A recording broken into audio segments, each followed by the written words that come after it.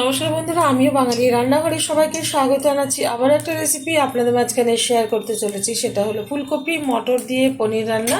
তাহলে চলুন দেখে নেওয়া যাক আজকের রেসিপি। ওভেনে একটা কড়াই বসিয়ে তাতে দিয়ে দিয়েছি বেশ কিছুটা পরিমাণে তেল। তেলটা গরম হয়ে যাওয়ার পর দিয়ে দিলাম সামান্য পরিমাণে একটু হলুদ গুঁড়ো, দিয়ে দিচ্ছি এখন সামান্য পরিমাণে একটু লবণ, আর আগে থেকেই টুকরো করে রেখে দিয়েছি পনিরটা, সেটা সুন্দরভাবে ছেড়ে আমি ভেজে নেব।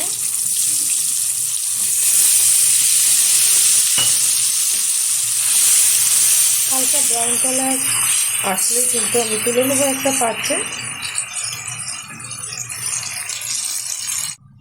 পনিরগুলো ভেজে তুলে নিয়েছি একটা পাত্রে। তারপরে কিন্তু আমি ফুলকপিগুলো ভেজে নিয়েছি, দেখানো হয়নি যেহেতু কারেন্ট অফ হয়ে গেছিলো। তো এখন দিয়ে দিচ্ছি এই ভাজা তেলের মধ্যে কিছুটা গোটা জিরে, গোটা গরম মশলা, আর আছে তেজপাতা, একটু হালকা করে ভেজে নেব।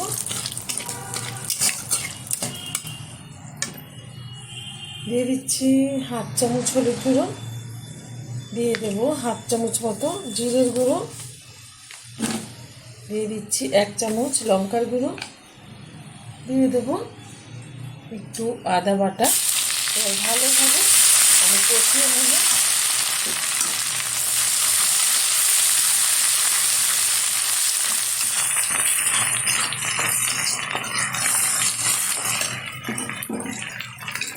দিয়ে দেবো স্বাদ মতো লবণ,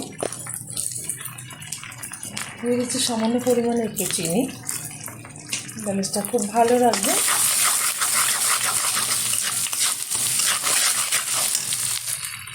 এখন দিয়ে দেবো এর মধ্যে কিছুটা টক দই, কিছুটা 1 চামচ মতো ব্যবহার করব, বেশি ব্যবহার করলাম না, কারণ অল্প পরিমাণে কিন্তু আমি যেটা রান্না করছি সবজিটা পনির দিয়ে, খুব বেশি না, অল্পই।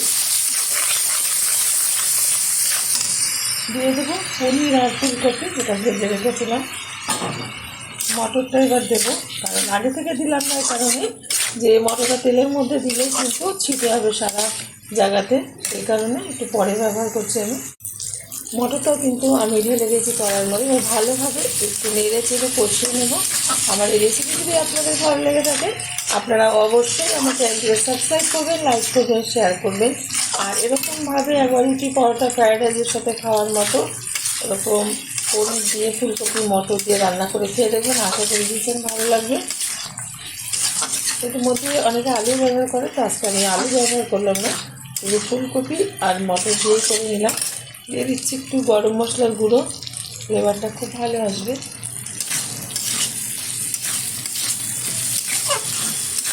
দিয়ে দেবো সামান্য পরিমাণে একটু জল। আপনারা আপনাদের পরিমাণ বুঝে জলটা ব্যবহার করবেন, যে যার সাথে খাবেন সেই বুঝে কিন্তু এই পনিরটা রান্না করবেন, ঘনত্বটা সেরকমভাবে রাখবেন। ঢেকে দিচ্ছি 5 মিনিটের জন্য, হাই আছে রান্না করে নিচ্ছি। ঢাকনাটা তুলে দিচ্ছি। খুব সুন্দরভাবে কিন্তু পনিরের তরকারিটা হয়ে গেছে। নামিয়ে নেবো, ঢেলে দেবো একটা পাত্রে। দেখা হবে পরের ভিডিওতে নতুন কোনো রেসিপি নিয়ে। ধন্যবাদ।